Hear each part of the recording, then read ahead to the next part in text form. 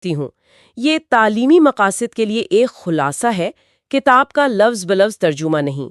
چونکہ یہ اے آئی سے تیار کردہ آڈیو ہے، آپ کو چھوٹی گرامر یا تلفظ کی غلطیاں نظر آ سکتی ہیں، اور بعض اوقات جنس تقریر کا مسئلہ بھی ہو سکتا ہے، یعنی مذکر الفاظ مؤنث شکل میں پڑھے جا سکتے ہیں۔ السلام علیکم۔ آج ہم ایک ایسی کتاب پر بات کر رہے ہیں جو تقریباً 1000 سال پرانی ہے، لیکن آج بھی تصوف کو سمجھنے کے لیے اس کی اہمیت بہت زیادہ ہے۔ کتاب کا نام ہے کشف المحجوب۔ وعلیکم السلام۔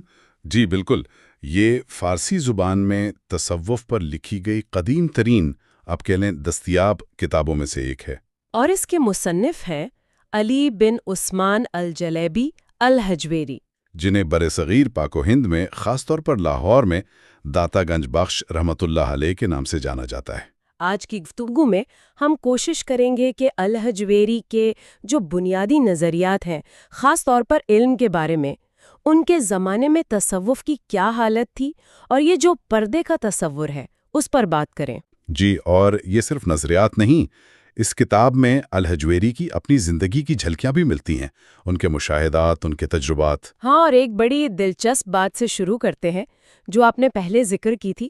انہیں اس بات کی بھی شکایت تھی کہ ان کی لکھی ہوئی کتابیں لوگ چوری کر لیتے تھے۔ ہاں، جی، یہ واقعی حیران کن ہے۔ کتاب کے شروع میں ہی وہ اس کا ذکر کرتے ہیں۔ یہ بات اس زمانے کے علمی ماحول اور شاید کچھ اخلاقی پستی کی طرف بھی اشارہ کرتی ہے۔ بالکل۔ تو پہلے ذرا مصنف کے بارے میں جانتے ہیں۔ علی الحجویری، ان کا تعلق کہاں سے تھا؟ ان کا تعلق غزنی سے تھا، جو آج کل افغانستان میں ہے۔ وہ وہیں پیدا ہوئے۔ اور انہوں نے تعلیم کہاں سے حاصل کی؟ کن اساتذہ سے پڑھا؟ انہوں نے اپنے وقت کے بڑے صوفیاء اور علماء سے علم حاصل کیا۔ خاص طور پر ابو الفضل محمد بن الحسن الختلی کا نام آتا ہے، اور ابو العباس الاشقانی کا بھی۔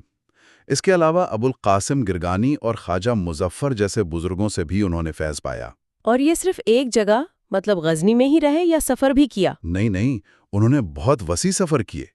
آپ دیکھیں، شام سے لے کر ترکستان تک، ادھر سندھ سے لے کر بحیرہ قزوین تک کے علاقوں کا ذکر ملتا ہے۔ اچھا، خاصا سفر ہے۔ جی، آذربائیجان گئے، بستام میں بائزید بستامی کے مزار پر حاضری دی، دمشق گئے، رملہ، طوس، مرو، سمرقند، بہت جگہوں کا ذکر ہے۔ ان سفروں کا مقصد کیا تھا؟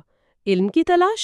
بالکل، علم کی تلاش، روحانی رہنمائی حاصل کرنا، مختلف صوفیاء سے ملنا، ان کے تجربات سے سیکھنا، اور یہ تجربات ان کی کتاب میں صاف نظر آتے ہیں۔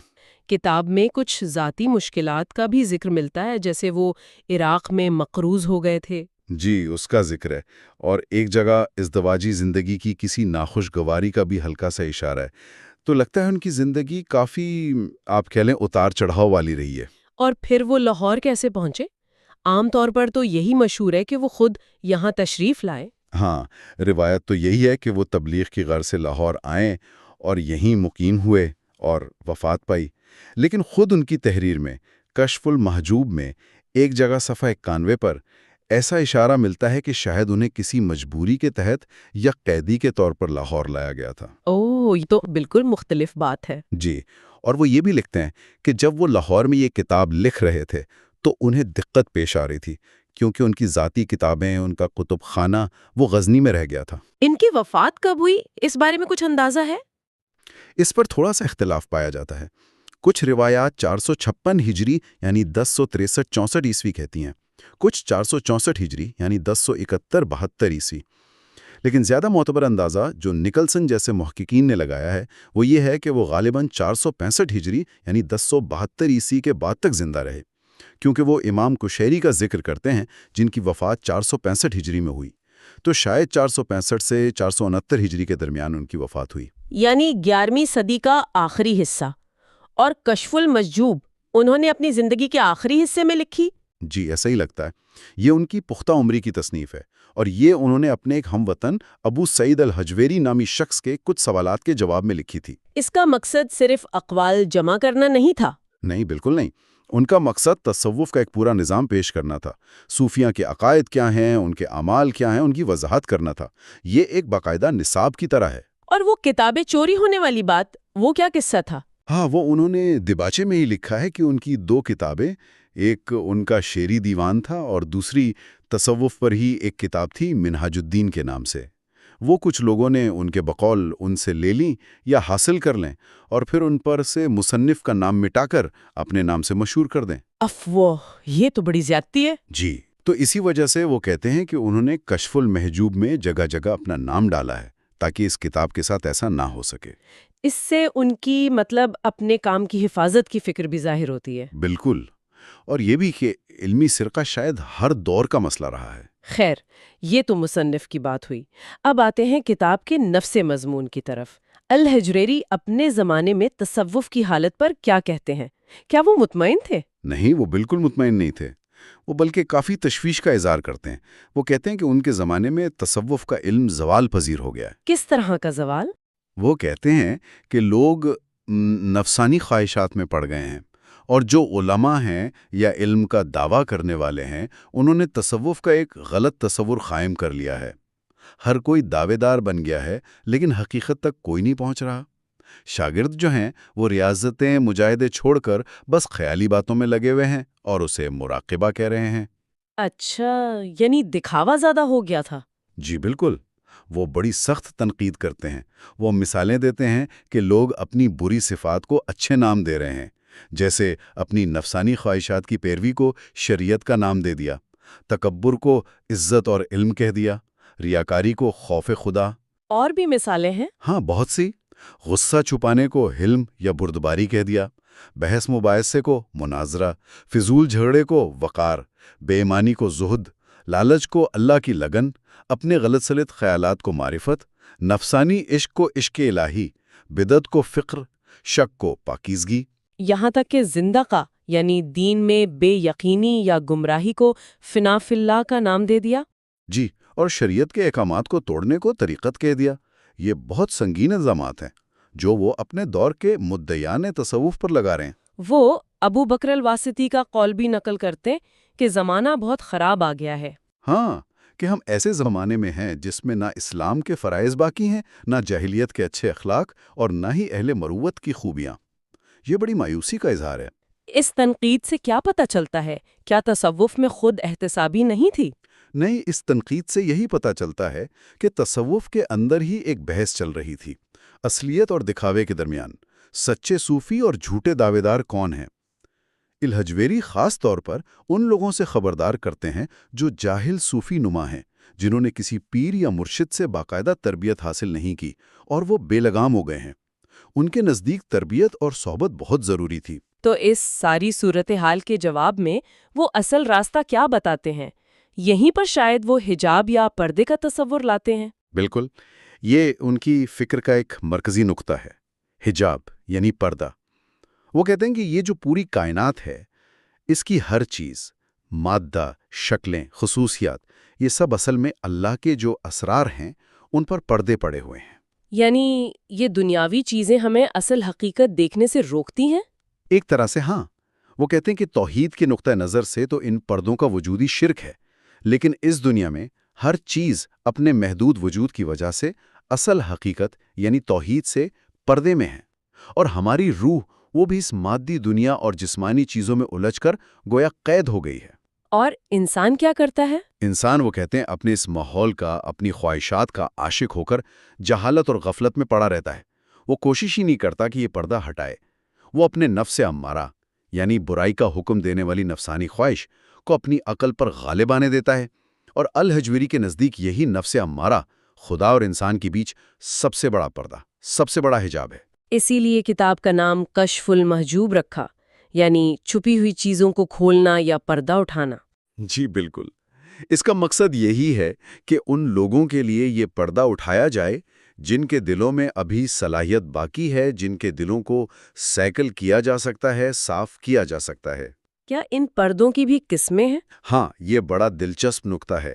وہ 2 قسم کے حجاب بتاتے ہیں۔ ایک کو وہ کہتے ہیں حجاب رین۔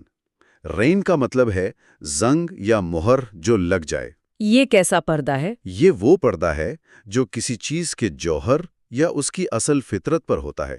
یہ کبھی نہیں ہٹ سکتا۔ جیسے پتھر ہے، آپ اسے کتنا ہی رگڑیں وہ آئینہ نہیں بن سکتا۔ رین مستقل ہے۔ ٹھیک، اور دوسرا ہے حجاب غین۔ غین کا مطلب ہوتا ہے بادل یا ہلکا سا غبار۔ یہ صفات کا پردہ ہے، یہ عارضی ہوتا ہے۔ اچھا، یعنی یہ ہٹایا جا سکتا ہے؟ جی، جیسے آئینے پر گرد جم جائے یا زنگ لگ جائے تو اسے صاف کیا جا سکتا ہے۔ آئینہ اپنی اصل میں تو آئینہ ہی ہے، غین عارضی ہے۔ وہ جنید بغدادی کا قول نقل کرتے ہیں کہ رین مستقل چیزوں میں ہے اور غین عارضی خیالات میں۔ تو کشف المحجوب کن لوگوں کے لیے ہے؟ الحجویری کہتے ہیں کہ یہ کتاب ان لوگوں کے لیے ہے جن کے دلوں پر غین کا پردہ ہے، یعنی عارضی غفلت ہے، غلط فہمیاں ہیں، گناہوں کا اثر ہے، لیکن ان کے اندر حق کی روشنی کی اصل چنگاری، وہ فطرت سلیمہ ابھی موجود ہے، تاکہ وہ اسے پڑھیں، سمجھیں اور ان کے دل سیکل ہوں اور وہ روحانی حقیقت تک پہنچ سکیں۔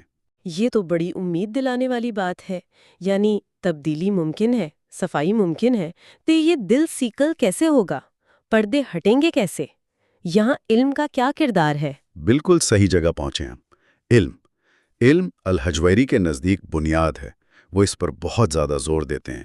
قرآن کی آیت سورہ فاطر 28 کا حوالہ دیتے ہیں کہ اللہ سے اس کے بندوں میں سے وہی ڈرتے ہیں جو علم والے ہیں۔ اور حدیث کا بھی حوالہ دیتے ہیں کہ علم حاصل کرنا فرض ہے۔ جی، علم حاصل کرنا ہر مسلمان مرد اور عورت پر فرض ہے، اور علم حاصل کرو خواہ تمہیں چین جانا پڑے۔ لیکن وہ فوراً یہ بھی واضح کرتے ہیں کیا واضح کرتے ہیں؟ کہ ہر قسم کا علم حاصل کرنا فرض نہیں ہے، صرف اتنا علم فرض ہے جتنا دین پر عمل کرنے کے لیے ضروری ہو۔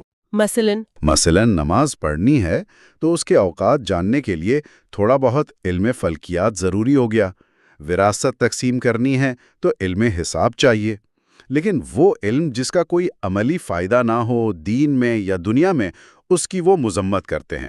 حدیث بھی ہے کہ اے اللہ، میں تجھ سے بے فائدہ علم سے پناہ مانگتا ہوں۔ اور علم کے ساتھ ساتھ عمل؟ یہ تو لازم و ملزوم ہے۔ وہ کہتے ہیں عمل کے بغیر علم بالکل بیکار ہے۔ وہ مثال دیتے ہیں کہ بے علم عبادت گزار چکی پیسنے والے گدھے کی طرح ہے، جو بس اپنی جگہ گھومتا رہتا ہے، آگے نہیں بڑھتا۔ یعنی صرف علم جمع کر لینا کافی نہیں؟ بالکل نہیں۔ کچھ لوگ کہتے تھے علم عمل سے افضل ہے، کچھ کہتے تھے عمل علم سے افضل ہے۔ الحجویری کہتے ہیں دونوں غلط ہیں۔ عمل بغیر علم کے قبول ہی نہیں ہوتا۔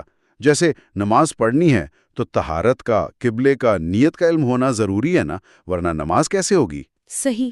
اور اسی طرح علم بغیر عمل کے اصل میں علم ہی نہیں، وہ صرف معلومات ہیں۔ وہ ابراہیم بن ادہم والا واقعہ بھی اسی سلسلے میں ہے، پتھر والا؟ جی، بہت مشہور واقعہ ہے کہ انہیں ایک پتھر پر لکھا ملا، مجھے الٹ کر پڑھو۔ جب الٹا تو لکھا تھا، جو تم جانتے ہو اس پر عمل تو کرتے نہیں، پھر وہ کیوں ڈھونڈتے ہو جو تم نہیں جانتے؟ بہت گہری بات ہے۔ جی، اور انس بن مالک کا قول نقل کرتے ہیں، علم عقل مند جاننا چاہتے ہیں، بے وقوف بیان کرنا۔ یعنی عالم وہ ہے جو علم پر عمل کرے اور اسے سمجھے، نہ کہ صرف دوسروں کو سناتا پھرے۔ جو علم کو دنیا کمانے یا شہرت کے لیے استعمال کرے، وہ عالم نہیں؟ بالکل نہیں۔ ان کے نزدیک علم کی معراج، علم کا اصل مقصد خدا کی معرفت ہے، اور عمل کے بغیر صرف علم سے خدا کو نہیں پہچانا جا سکتا۔ کیا علم کی قسمیں بھی بتائی ہیں انہوں نے؟ جی، وہ پہلے تو دو بنیادی قسمیں بتاتے ہیں، علم الہی اور علم انسانی۔ علم الہی تو اللہ کی صفت ہے، لامحدود ہے۔ علم انسانی ہماری صفت ہے، محدود۔ پھر وہ علم کی تعریف کرتے ہیں کہ علم ایک ایسی صفت ہے جس سے جاہل عالم بن جائے۔ اور انسانی علم کا مقصد کیا ہے؟ خدا کو اور اس کے احکام کو جاننا۔ ایک علم وقت کا بھی ذکر ہے، وہ کیا ہے؟ علم وقت سے مراد ہے اپنے موجودہ روحانی حال کا علم، یعنی ہر وقت انسان کو پتا ہو کہ وہ روحانی طور پر کہاں کھڑا ہے، اس کی کیا کیفیت ہے۔ یہ بھی ہر ایک پر لازم ہے۔ یہ تو خود شناسی اور خود احتسابی ہوئی۔ بالکل۔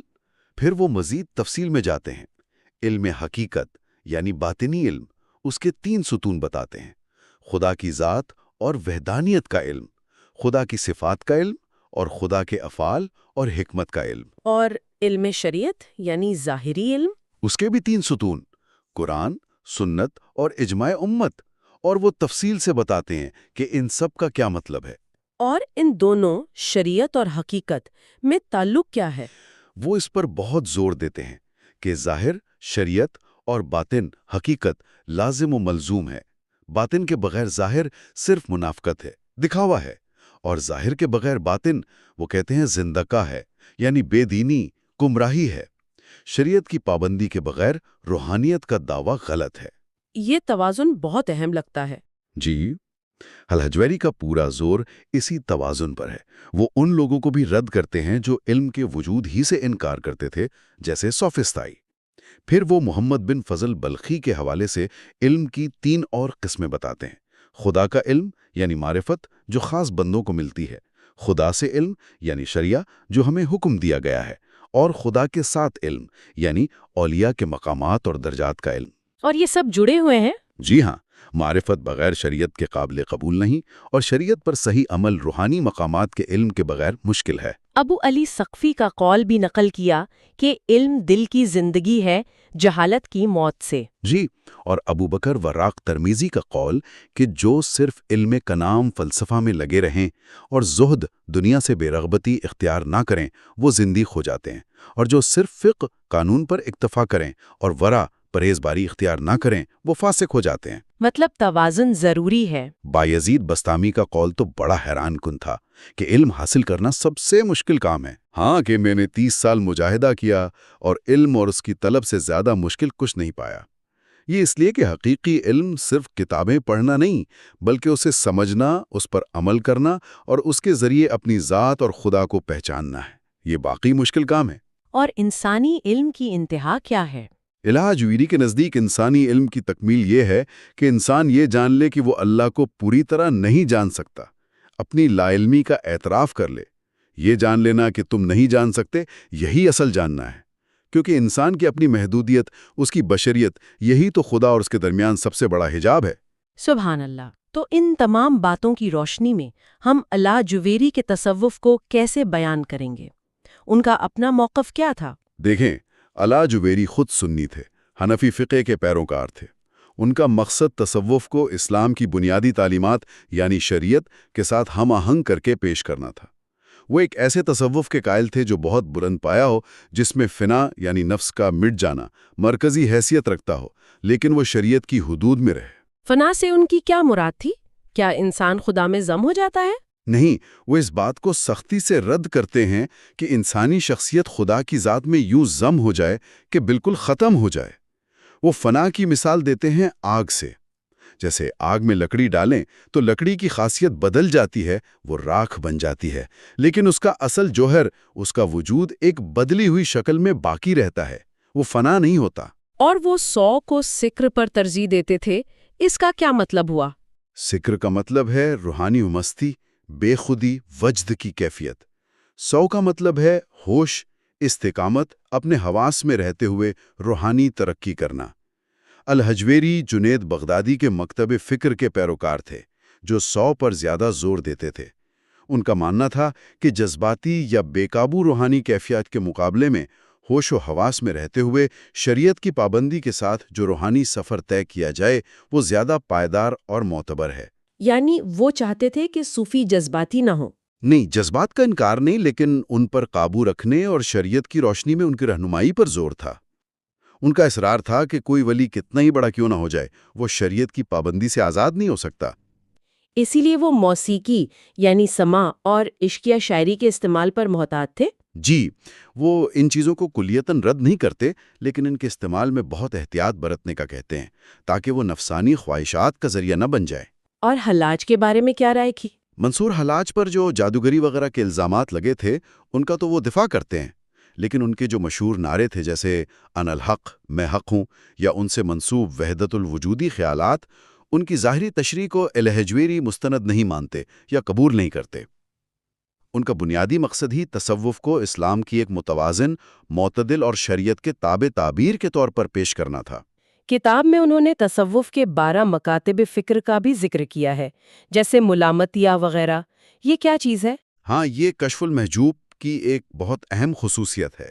انہوں نے اپنے زمانے میں یا اس سے پہلے پائے جانے والے صوفیہ کے مختلف گروہوں یا مکاتب فکر جیسے محاسبیہ، قصاریہ، تیفوریہ، زنیدیہ، نوریہ، سہلیہ، حکیمیہ، خرازیہ، خفیفیہ، سایاریہ، हलमानिया और हलूलिया जिन्हें वो रद्द करते हैं, और मलामतिया का भी जिक्र और उनके मखसूस नज़रियात और तरीक़ों को बयान किया है।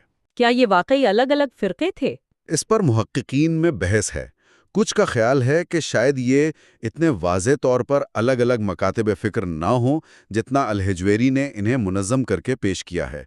किताब के अंग्रेज़ी मुतरजम निकलसन का ख्याल है कि गालिबन ये ग्रोह किसी न किसी शक्ल में मौजूद थे, लेकिन अल-हिजवेरी ने इन्हें समझाने के लिए एक निज़ाम दिया और उनकी वजाहत में अपने ख्यालात और तशरीहात भी शामिल की। बहरहाल ये दर्जाबंदी बाद में आने वालों के लिए बहुत मुफीद साबित हुई। जी बिल्कुल, इससे तसव्वुफ़ की तारीख और मुख्तलिफ रुझानात को समझने में बहुत मदद मिलती है। तो अगर हम आज की गुफ्तगू का खुलासा करें तो कश्फुल महजूब एक ऐसी किताब है जो आज से तकरीबन 1000 साल पहले लिखी गई। जी, 11वीं सदी ईस्वी में। और इसमें अली उल हिजवेरी ने इल्म और अमल, शरीयत और तरीक़त यानी ज़ाहिरी आमाल और बातनी हकीकत को जोड़ने की बात की। बिल्कुल, और उन्होंने अपने ज़माने में जो रूहानी और इल्मी सतहियत या दिखावा था, उस पर कड़ी तनकीद की और असल रूहानियत का रास्ता दिखाने की कोशिश की। उन्होंने हिजाब यानी पर्दों का तसव्वुर दिया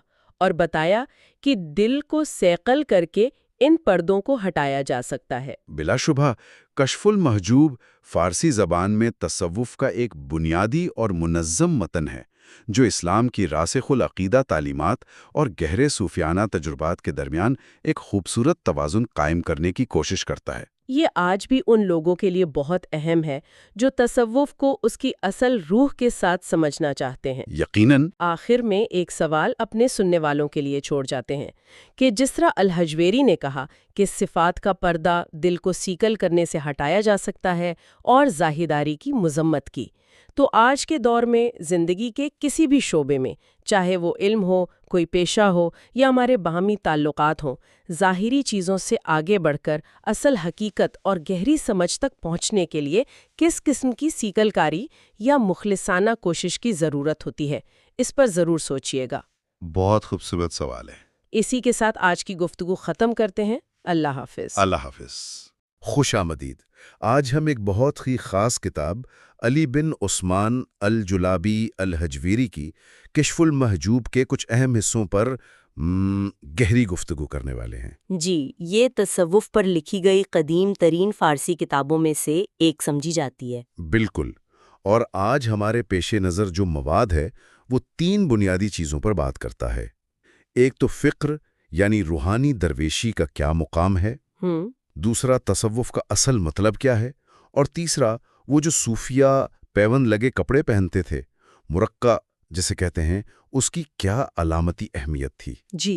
तो हमारा मकसद यही है कि इस क्लासिकी मतन में जो गहरी बातें हैं, जो उस ज़माने की बहसें हैं, उन्हें आज समझने की कोशिश करें। तो आइए शुरू करते हैं। ज़रूर। सबसे पहले बात करते हैं फ़िक्र की। किताब तो बहुत वाज़े तौर पर कहती है कि अल्लाह की राह में फ़िक्र का दर्जा बहुत ऊंचा है। जी बिल्कुल, कुरान में भी अहादीस में भी फ़ुक़रा और मसाकीन की फ़जीलत बार बार आई है। यहाँ तक कि नबी करीम सल्लल्लाहु अलैहि वसल्लम ने खुद भी सादगी और फ़िक्र को पसंद फरमाया। जी।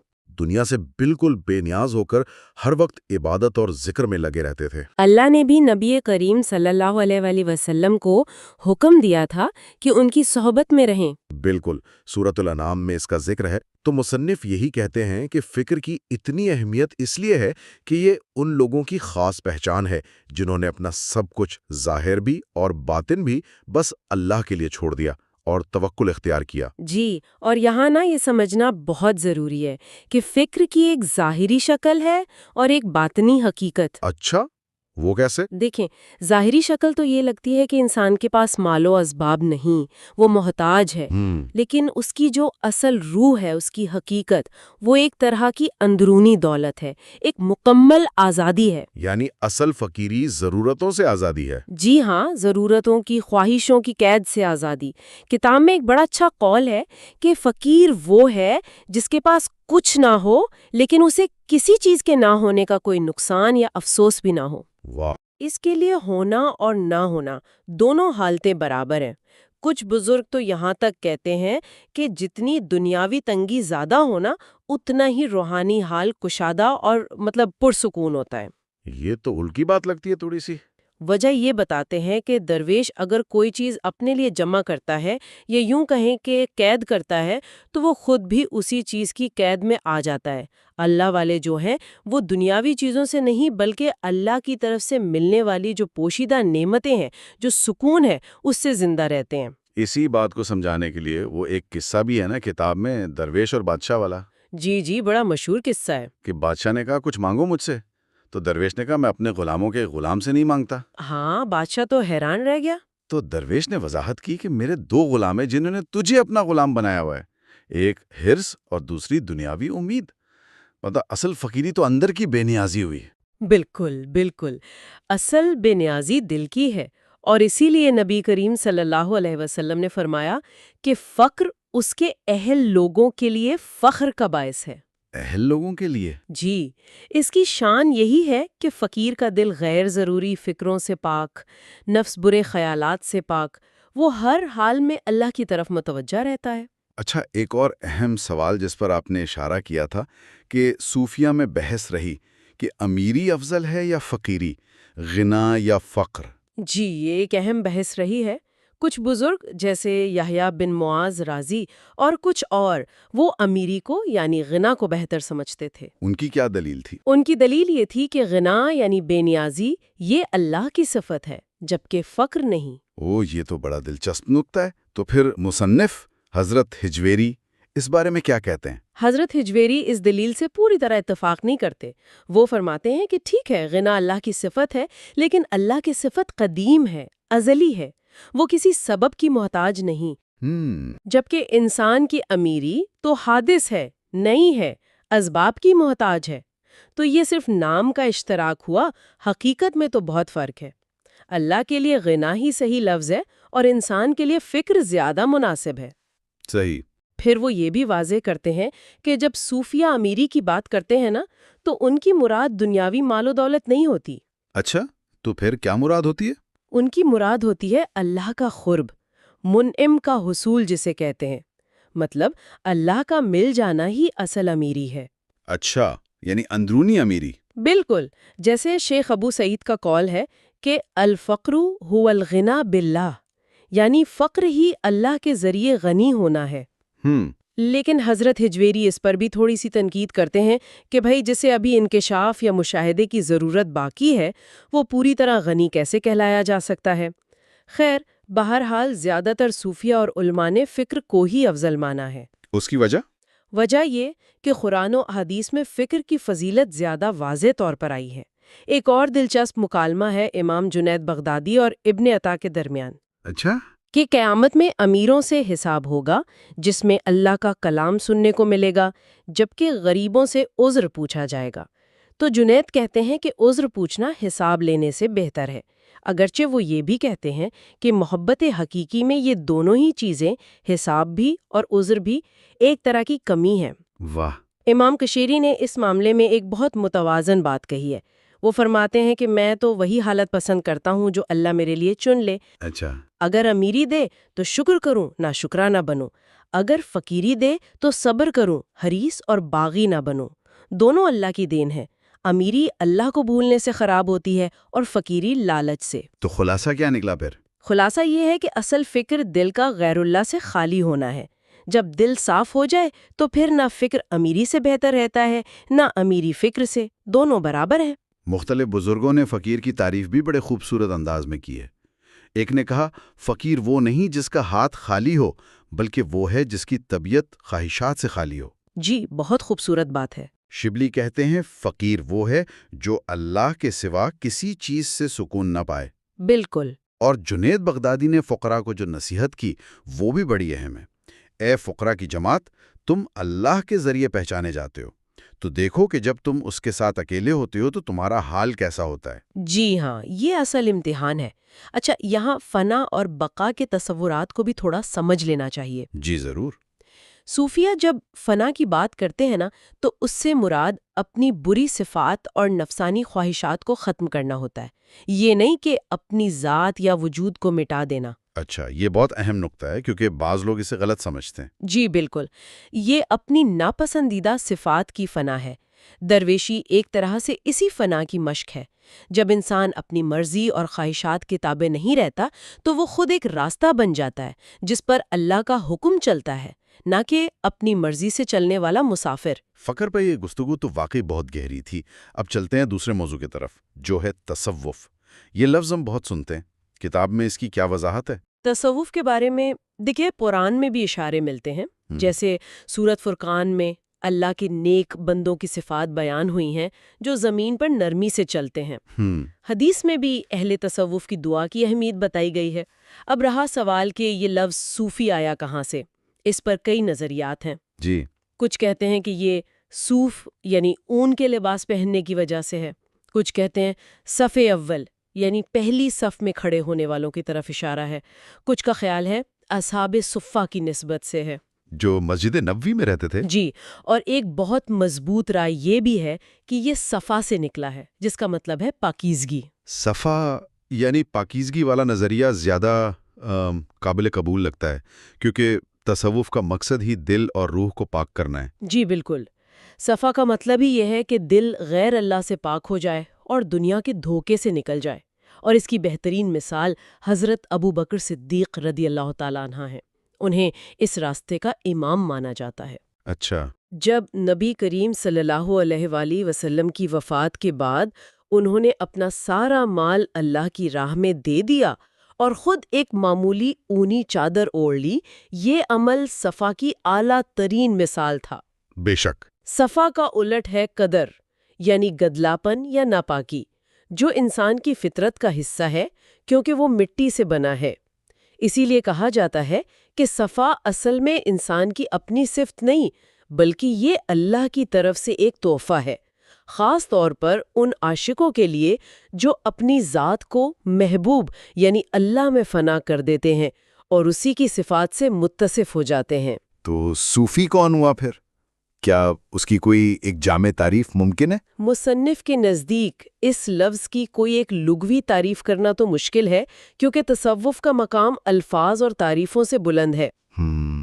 لیکن سمجھنے کے لیے ایک تعریف یہ کی جا سکتی ہے کہ جو محبت میں پاک صاف کر دیا گیا وہ صافی ہے، اور جو محبوب میں گم ہو کر باقی سب سے منہ موڑ لے وہ صوفی ہے۔ صافی اور صوفی؟ جی، اور کتاب میں 3 درجے بتائے گئے ہیں: صوفی، متصوف اور مستصوف۔ اچھا، ان تینوں میں کیا فرق ہے؟ یہ تو سننے میں ایک جیسے لگ رہے ہیں۔ آسان لفظوں میں سمجھیں، صوفی وہ ہے جو منزل پر پہنچ چکا، جو اپنی ذات سے مر کر حق کے ساتھ زندہ ہو گیا، یعنی واصل باللہ۔ ٹھیک ہے۔ متصوف وہ ہے جو ابھی راستے پر ہے، کوشش کر رہا ہے، مجاہدہ کر رہا ہے، صوفیوں کے نقش قدم پر چل کر اس مقام تک پہنچنا چاہتا ہے۔ یعنی طالب علم؟ ایک طرح سے جی۔ اور مستصف وہ ہے جو صرف دکھاوا کرتا ہے، دنیاوی فائدے، عزت یا شہرت کے لیے صوفیوں جیسا حلیہ تو بنا لیتا ہے، لیکن اسے نہ علم ہوتا ہے نہ عمل سے کوئی غرض۔ اچھا، یہ تو نقلی ہوا۔ بالکل، کتاب میں تو یہاں تک لکھا ہے کہ مستصف صوفیوں کے نزدیک مکھی کی طرح حقیر اور دوسروں کے نزدیک بھیڑیے کی طرح خطرناک ہوتا ہے۔ اللہ اکبر۔ تو خلاصہ یہ کہ صوفی صاحب وصول ہے، یعنی منزل پانے والا، متصوف صاحب اصول ہے، یعنی اصولوں پر چلنے والا، اور مستصف صاحب فضول ہے، یعنی بیکار کام کرنے والا۔ یہ تو بہت ہی واضح فرق بتا دیا آپ نے۔ کیا تصوف کی کچھ اور تعریفیں بھی بیان ہوئی ہیں کتاب میں؟ جی ہاں، بہت سی ہیں۔ مثلاً ذونون مصری کہتے ہیں کہ صوفی جب بولتا ہے تو اس کا حال بیان کرتا ہے، اور جب خاموش ہوتا ہے تو اس کے عمل اس کی باطنی کیفیت کی گواہی دیتے ہیں۔ جنید بغدادی نے کہا کہ تصوف ایک صفت ہے جس میں بندہ قائم رہتا ہے، حقیقت میں اللہ کی صفت اور ظاہر میں بندے کی صفت۔ اچھا۔ ابو الحسن نوری کے مطابق تصوف تمام نفسانی لذتوں کو چھوڑ دینا ہے۔ ایک اور جگہ فرماتے ہیں صوفی وہ ہے جو نہ کسی چیز کا مالک ہو نہ کوئی چیز اس کی مالک ہو، یعنی مکمل آزادی۔ یہ تو فقر والی بات سے ملتی ہے۔ جی بالکل ملتی جلتی ہے۔ شبلی کا ایک قول بڑا گہرا ہے، تصوف شرک ہے کیونکہ یہ دل کو غیر اللہ سے بچانا ہے، اور غیر تو ہے ہی نہیں۔ سبحان اللہ۔ امام باقر نے فرمایا تصوف اچھے اخلاق کا نام ہے۔ یعنی تصوف صرف اندرونی کیفیات کا نام نہیں بلکہ عملی طور پر اچھے اخلاق کا مظاہرہ بھی ہے۔ بالکل، کئی بزرگوں نے اسی پر بہت زور دیا ہے۔ ابو حفص حداد کہتے ہیں تصوف سراسر آداب کا نام ہے، ہر وقت، ہر جگہ، ہر حال کے اپنے آداب ہیں۔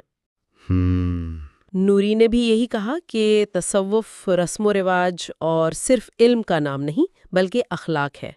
مرتسم نے بھی اسے حسن خلق کہا، اللہ کے ساتھ بھی، مخلوق کے ساتھ بھی اور اپنے نفس کے ساتھ بھی۔ وہ جو حضرت عائشہ رضی اللہ تعالیٰ والا واقعہ ہے؟ جی، جب ان سے نبی کریم صلی اللہ علیہ وسلم کے اخلاق کے بارے میں پوچھا گیا تو انہوں نے فرمایا کیا تم نے قرآن نہیں پڑھا؟ ان کا اخلاق تو قرآن تھا۔ صلی اللہ علیہ وسلم۔ مرتسم نے یہ بھی نصیحت کی کہ یہ دین سنجیدگی کا نام ہے، اس میں ہنسی مذاق نہ ملاؤ، یعنی صرف ظاہری رسموں، ناچ گانے یا دکھاوے سے بچنا چاہیے۔ خرابی لوگوں میں ہو سکتی ہے، اصل اصولوں میں نہیں۔ صحیح۔ آخر میں ابو الحسن فوشنجی کا ایک قول بہت اہم ہے اور شاید آج بھی اتنا ہی سچ ہے۔ پہلے تصوف ایک حقیقت تھی بغیر نام کے، اور آج یہ ایک نام ہے بغیر حقیقت کے۔ اللہ، یہ قول تو واقعی آج بھی بہت متعلقہ لگتا ہے۔ اب آتے ہیں تیسرے حصے کی طرف، جو ہے مرقعہ، یعنی وہ پیوند لگا لباس جو صوفیہ پہنتے تھے۔ اس کی کیا اہمیت تھی؟ مرقع یا پیون لگا لباس ایک زمانے میں صوفی ہونے کی، یا کم از کم صوفی راستے پر چلنے والے کی ایک ظاہری پہچان سمجھا جاتا تھا، اور اس کا تعلق سنت سے بھی جوڑا جاتا ہے، کیونکہ نبی کریم صلی اللہ علیہ وسلم خود انتہائی سادگی پسند تھے، اپنے کپڑوں پر پیوند لگا لیا کرتے تھے۔ صحابہ کرام میں بھی اون اور سادہ لباس پہننے کا رواج تھا۔ حضرت عمر رضی اللہ تعالی عنہ کے کرتے پر تو کئی پیوند لگے ہونے کا ذکر ملتا ہے۔ لیکن سوال یہ ہے کہ کیا یہ صرف ایک لباس تھا یا اس کے پیچھے کوئی گہرا مطلب بھی تھا؟ فرق ہوتا ہے، ویسا ہی یہاں بھی ہے۔ اچھا۔ کچھ لوگ تو صرف شہرت یا دکھاوے کے لیے ایسا لباس پہنتے تھے، جنہیں ہم نے ابھی مستسوف کہا۔ جی۔ لیکن جو حقیقی اہل اللہ تھے، ان کے لیے یہ لباس پہننا کئی معنی رکھتا تھا۔ یہ عاجزی کی علامت تھا، دنیا سے بے رغبتی کی، نفس کو قابو میں رکھنے کی۔ یہ ایک طرح سے خود کو یاد دہانی تھی کہ دنیا کی رنگینیوں میں نہیں کھونا ہے۔ کتاب میں ایک قول ہے کہ مرقع عوام کے لیے خوشی کا لباس ہے کیونکہ وہ ظاہری وضع قطع دیکھتے ہیں، مگر خواص کے لیے مصیبت کی ذرا ہے کیونکہ انہیں اس کی ذمہ داریوں کا احساس ہوتا ہے۔ یہ بھی گہری بات ہے۔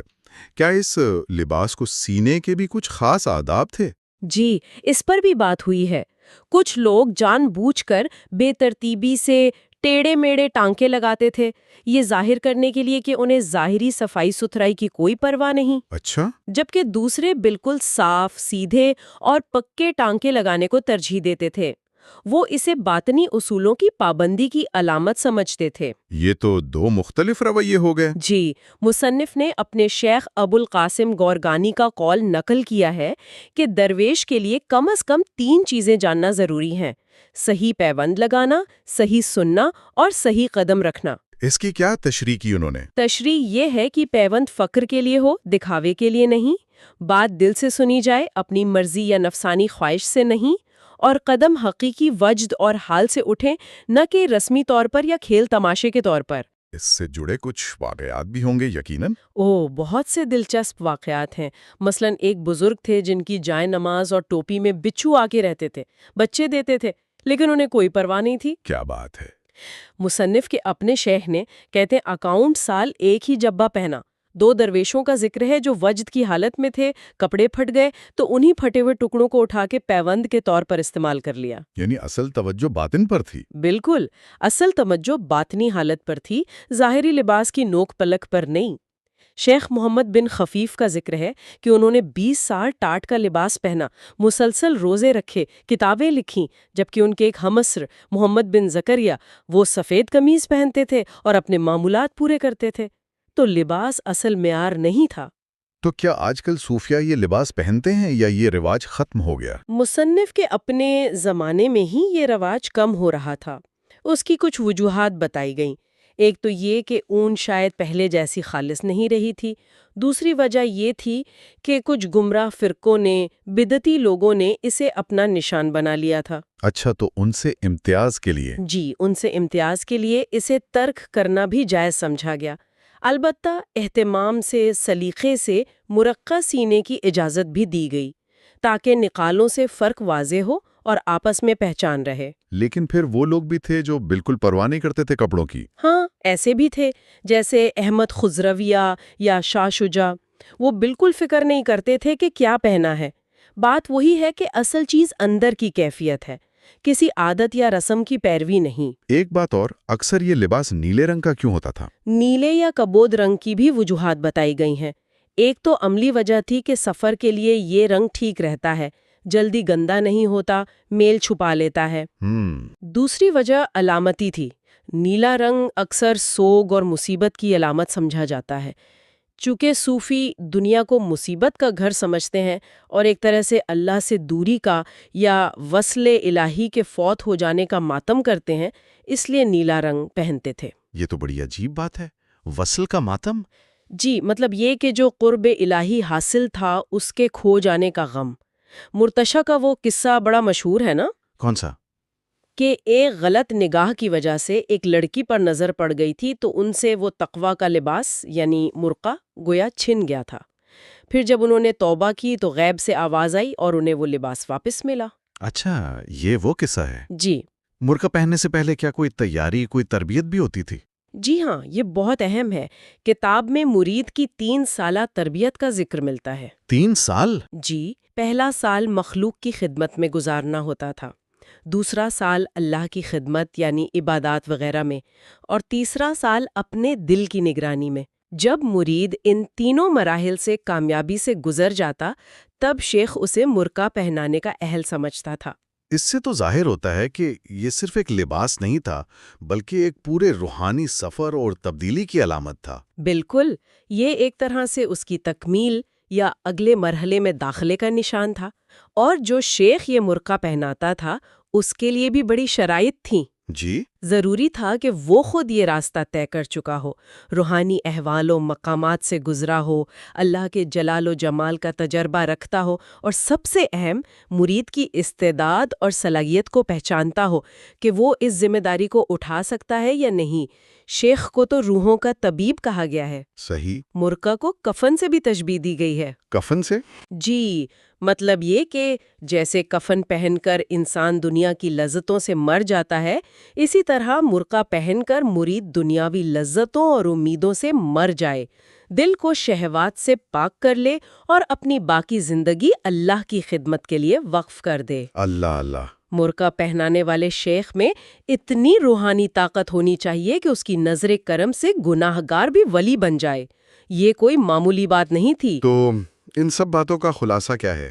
آج کے اس تفصیلی جائزے سے ہم نے کشف المحجوب کی روشنی میں جو دیکھا، یہی کہ فقر صرف ظاہری غربت نہیں بلکہ دل کی بے نیازی اور اللہ پر کامل بھروسہ ہے۔ جی، تصوف محض کچھ رسمیں یا حلیہ نہیں بلکہ دل کی پاکی، بہترین اخلاق اور ایک گہرا باطنی تجربہ ہے۔ بالکل۔ اور مرقع، وہ پیوند لگا کپڑا، صرف ایک لباس نہیں بلکہ عاجزی، دنیا سے لاتعلقی، نظم و ضبط اور ایک پورے روحانی سفر کی علامت تھا۔ آپ نے بالکل صحیح خلاصہ کیا۔ اور ایک آخری بات جو شاید غور طلب ہے، جس پر یہ کتاب بار بار زور دیتی ہے، وہ یہی ہے کہ اصل چیز ظاہر نہیں، باطن ہے۔ چاہے وہ فقر ہو، تصوف ہو یا مرقع، اصل اہمیت خالی ہاتھ یا پیوند لگے کپڑے کی نہیں بلکہ اس دل کی ہے جو خواہشات سے خالی ہو اور صرف اللہ کے لیے وقف ہو۔ صحیح۔ تو آج کی اس دنیا میں جہاں ظاہر پر، دکھاوے پر اتنا زیادہ زور ہے، وہاں کوئی اس اندرونی جوہر کو، اس باطنی حقیقت کو کیسے تلاش کرے، کیسے پروان چڑھائے اور کیسے پہچانے؟ یہ ایک اہم سوال ہے جس پر ہم سب کو سوچنا چاہیے۔ دی ڈیپ ڈائیو میں خوش آمدید۔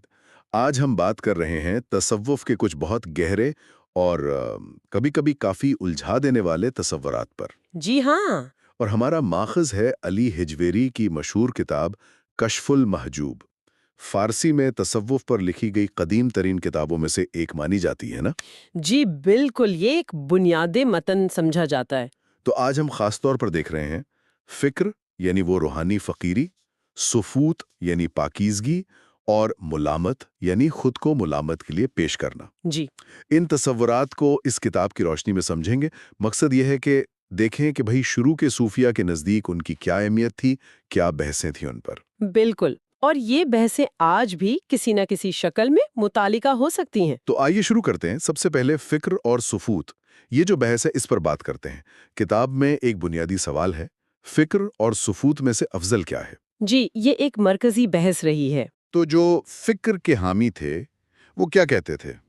ان کا موقف تھا کہ فکر تو ہے مکمل فنا، یعنی خودی کا مٹ جانا، ایک ایسی کیفیت جہاں سارے روحانی مقامات، درجے، سب ختم۔ ہاں، وہ کہتے تھے کہ صفوت جو ہے یعنی پاکیزگی، وہ تو فکر کے اندر آنے والے مقامات میں سے صرف ایک مقام ہے۔ فکر اصل ہے جو بقا سے جڑا ہے، یعنی خدا میں باقی رہنا۔ اچھا، اور دوسری طرف صفوت والے؟ صفوت کے حامی کہتے تھے کہ نہیں، صفوت اصل ہے، یعنی تمام موجودات، ہر چیز سے مکمل پاکیزگی۔ یعنی سب کچھ چھوڑ دینا۔ ہاں، ایک طرح سے فنا کا جوہر۔ وہ کہتے تھے کہ صفوت فنا کا جوہر ہے، جبکہ فکر بقا کا۔ اس لیے صفوت جو ہے وہ کمال کے ناموں میں سے ہے۔ تو یہ ایک طرح سے فنا بمقابلہ بقا کی بحث ہو گئی۔ جی، بنیادی طور پر یہی نکتہ تھا۔ لیکن مصنف علی حجویری وہ اس بحث کو کیسے دیکھتے ہیں؟ ہاں، یہ اہم ہے۔ مصنف کہتے ہیں کہ بھئی یہ بحث نا اکثر لفظی باریکیوں میں الجھ کر رہ گئی۔ یعنی لوگ الفاظ پر جھگڑنے لگے کہ فکر بہتر ہے یا صفوت، اور اس چکر میں جو اصل حقیقت تھی، جو اصل روحانی تجربہ تھا، وہ کہیں پیچھے رہ گیا۔ اچھا، تو وہ اصل تجربے کی بات کر رہے ہیں۔ بالکل، مصنف کا کہنا ہے کہ جو اللہ کے ولی ہیں وہ ایک ایسی منزل پر پہنچ جاتے ہیں جہاں جگہ کا، مقام کا تصور ہی ختم ہو جاتا ہے۔ سب درجے مٹ جاتے ہیں۔ ہاں، تمام درجات، تمام مقامات۔ وہاں الفاظ حقیقت کو بیان نہیں کر سکتے۔ نہ کوئی خاص روحانی خوشی ہوتی ہے، نہ ذوق، نہ سہو یعنی ہوش، نہ مہو یعنی بے ہوشی۔ تو پھر یہ فکر اور صفوت جیسے نام؟ یہ بس کوششیں ہیں اس ناقابل بیان حقیقت کو سمجھانے کی۔ اصل میں کیفیت ایک ہی ہے، نام الگ الگ ہے۔ تو پھر فرق کیا ہے؟ پھر زور کس چیز پر ہے؟ فکر میں زور ہے دنیا کو ترک کرنے پر، عاجزی پر، جبکہ صفوت میں زور ہے علائشوں کو، یعنی اندرونی میل کو چھوڑنے پر اور فنا پر۔ تو یہ ترجیح کا معاملہ زیادہ ہے۔ اس سلسلے میں ابو الحسن سمنون کا ایک واقعہ بھی آتا ہے نا، بڑا دلچسپ۔ جی ہاں، بہت دلچسپ۔ وہ بتاتے ہیں کہ ان کی اپنی ترجیح بھی بدلتی رہتی تھی روحانی کیفیت کے مطابق۔ کیسے؟ جب وہ بقا والی کیفیت میں ہوتے، یعنی خدا میں قائم رہنے والی، تو وہ فکر کو افضل سمجھتے، اور جب فنا والی کیفیت میں ہوتے، یعنی خودی مٹ رہی ہوتی، تو صفوت کو۔ اچھا۔ اور پھر انہوں نے ایک بہت ہی گہری بات کہی کہ وہ بقا یا فنا کے شعور کو بھی خود سے فنا کر دیتے ہیں، یعنی اس حالت کے احساس کو بھی مٹا دیتے ہیں؟ جی، یہ بہت ہی پیچیدہ نکتہ ہے۔ تو کیا مصنف اس سے پوری طرح متفق ہیں؟ مصنف تعریف کرتے ہیں کہ بھئی عبارت کے طور پر تو یہ بہت خوبصورت بات ہے، لیکن وہ محتاط ہیں۔ کس لحاظ سے؟ وہ کہتے ہیں کہ فنا کو فنا نہیں کیا جا سکتا، نہ بقا کو بقا سے فنا کیا جا سکتا ہے۔ یہ سننے میں اچھا لگتا ہے، لیکن حقیقت میں شاید ممکن نہیں۔ وہ اپنی پچھلی کتاب کا حوالہ بھی دیتے ہیں؟ وہ کہتے ہیں کہ ہو سکتا ہے پہلے جوانی کے جوش میں ایسی باتیں لکھ دی ہوں، لیکن اب وہ زیادہ احتیاط سے بات کریں گے۔ ایسا کہنا ایک طرح سے بے معنی جملوں سے خوش فہمی پالنا ہو سکتا ہے۔ ٹھیک، یہ تو ہوئی فنا اور بقا کی نظریاتی بحث۔ اب ذرا عملی پہلو پر آئیں۔ فقیر اور مسکین کے الفاظ ہم سنتے ہیں، کیا کتاب ان میں فرق کرتی ہے؟ جی بالکل، یہ بھی ایک اہم بحث ہے۔ فقر یعنی وہ روحانی فقیری، اور مسکینت یعنی حقیقی غربت، بے سر و سامانی۔ تو اس پر کیا دو رائے ہیں؟ ہاں، بحث یہ ہے کہ کیا صوفی کو دنیاوی اسباب مکمل طور پر چھوڑ دینے چاہیے، جسے تجرید کہتے ہیں، یا اس کے پاس کچھ نہ کچھ ہونا جائز ہے؟ ٹھیک ہے، تو جو فقر کی افضلیت مانتے ہیں وہ کیا دلیل دیتے ہیں؟ وہ کہتے ہیں فقیر وہ ہے جو ذرائع معاش بالکل چھوڑ دے، صرف اللہ پر بھروسہ کرے۔ وہ قرآن کی آیت 2.274 کا حوالہ دیتے ہیں ان لوگوں کے بارے میں جو اللہ کی راہ میں ایسے روک دیے گئے ہیں کہ کما نہیں سکتے۔ اور مسکین؟ ان کے نزدیک مسکین وہ ہے جس کے پاس کچھ نہ کچھ اسباب ہوتے ہیں، جو روحانی طور پر کم درجہ ہے۔ وہ حدیث کا بھی حوالہ دیتے ہیں نا، دینار و درہم اور قیمتی لباس کے پجاریوں کے بارے میں، یعنی دنیا سے محبت کرنے والے۔ سمجھا۔ اور جو مسکینت کو افضل کہتے ہیں؟ وہ کہتے ہیں کہ اصل میں مسکین ہی حقیقی طور پر آزاد ہے، یعنی مجرد، دنیاوی تعلق سے بالکل کٹا ہوا۔ وہ نبی کریم صلی اللہ علیہ وآلہ وسلم کی مشہور دعا کا حوالہ دیتے ہیں، اے اللہ مجھے مسکینی میں زندہ رکھ، مسکینی میں موت دے اور مسکینوں کے ساتھ اٹھا۔ جی۔ ہاں، اور وہ اس قول کا بھی حوالہ دیتے ہیں کہ فکر انسان کو کفر کے قریب لے جاتا ہے۔ یعنی ان کا نقطہ یہ ہے کہ فقیر جس کے پاس کچھ مال ہو سکتا ہے، جسے صاحب بلغہ کہتے ہیں، جی، یعنی کم از کم گزارے لائق مال رکھنے والا، وہ پھر بھی اس مال پر تھوڑا بہت انحصار تو کرتا ہے نا؟ جبکہ مسکین مکمل آزاد ہے۔ بالکل۔ یہی ان کا استدلال ہے۔ تو کیا اس عملی بحث کا تعلق پچھلی وہ فکر اور صفت والی نظریاتی بحث سے بھی بنتا ہے؟ یقیناً، یقیناً، یہ بہت اہم نقطہ ہے۔ دیکھیں، جو لوگ سفوت کو یعنی پاکیزگی اور فنا کو افضل سمجھتے ہیں، ہاں۔ وہ صوفی کو مسکین کے زیادہ قریب دیکھتے ہیں، یعنی جو دنیاوی تعلقات سے مکمل آزاد ہے۔ اچھا۔ اور جو لوگ فکر کو یعنی ترک دنیا اور بقا کو افضل سمجھتے ہیں، وہ اسے فقیر سے جوڑتے ہیں، جو دنیا تو ترک کرتا ہے مگر اس کے پاس وہ کم از کم ضروریات کا سامان ہو سکتا ہے۔ تو یہ ظاہر کرتا ہے کہ کیسے روحانی تصورات سماجی اور قانونی چیزوں سے بھی جڑ جاتے ہیں۔ بالکل، یہ صرف ہوا میں باتیں نہیں تھیں، ان کے عملی اثرات تھے۔ چلیے اب ایک اور بہت ہی دلچسپ اور شاید متنازع تصور کی طرف آتے ہیں، ملامت۔ جی، ملامت۔ یعنی جان بوجھ کر لوگوں کی نظروں میں برا بننا، ملامت سہنا۔ کچھ صوفی شیخ نے یہ راستہ اپنایا۔ پہلا سوال تو یہی ہے، آخر کوئی ایسا کیوں کرے گا؟ کتاب کے مطابق اس کا تعلق ہے محبت کو خالص کرنے سے۔ محبت کو خالص کرنا کیسے؟ بنیادی خیالی یہ ہے کہ جو سچائی کے راستے پر چلتے ہیں انہیں اکثر عوام کی ملامت کا سامنا کرنا ہی پڑتا ہے۔ مصنف نبی کریم صلی اللہ علیہ وسلم کی مثال دیتے ہیں کہ انہیں بھی تو قوم نے کیا کچھ نہیں کہا۔ شاعر، کاہن، مجنون، چھوٹا۔ جی، جب تک اللہ نے سچائی ظاہر نہیں کر دی۔ اور قرآن کی آیت بھی ہے 5.59 کہ اللہ کے دوست کسی ملامت کرنے والے کی ملامت سے نہیں ڈرتے۔ لیکن یہ تو وہ ملامت ہوئی جو خود بخود ملتی ہے۔ کیا جان بوجھ کر ملامت مول لینے کا بھی کوئی جواز ہے؟ جی، اس کی ایک مذہبی توجیہ یہ پیش کی گئی ہے کہ یہ اللہ کی غیرت ہے۔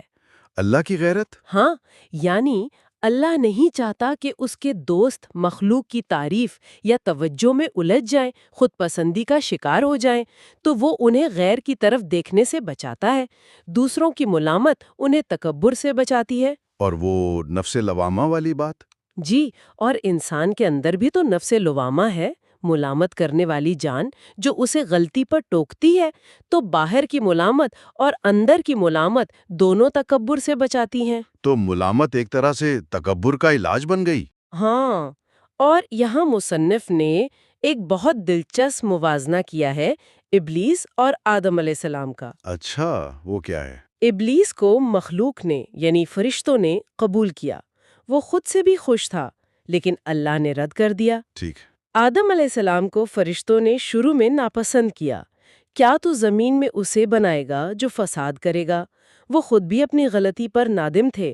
اے ہمارے رب، ہم نے اپنی جانوں پر ظلم کیا، لیکن اللہ نے انہیں قبول کیا۔ تو اس منطق سے مخلوق کی ملامت اللہ کی منظوری کی علامت بن گئی۔ جی، کچھ صوفیہ نے اسے اسی طرح دیکھا۔ کتاب میں ملامت کی کچھ قسمیں بھی بیان ہوئی ہیں نا، ان کی وضاحت کریں گی ذرا؟ جی، مصنف نے بنیادی طور پر 3 صورتیں بتائی ہیں۔ پہلی ہے راست روی کی ملامت، راست روی؟ یعنی جب کوئی شخص بغیر دکھاوے کے اپنے دینی فرائض صحیح طریقے سے ادا کرتا ہے اور لوگوں کی رائے کی پرواہ نہیں کرتا تو لوگ اسے برا بھلا کہتے ہیں۔ اچھا، اس کی کوئی مثال؟ جی، شیخ ابو طاہر حرمی کا واقعہ ہے کہ کسی نے انہیں بازار میں بوڑھا زندیق کہہ دیا۔ ان کے مرید کو غصہ آیا تو شیخ نے سمجھایا کہ بھائی لوگ اپنی سمجھ کے مطابق ہی نام رکھتے ہیں، اس میں لڑنے کی کیا بات ہے؟ ٹھیک ہے۔ اور دوسری قسم؟ دوسری قسم ہے قصد کرنا، یعنی جان بوجھ کر کچھ ایسا کرنا۔ جان بوجھ کر؟ کیوں؟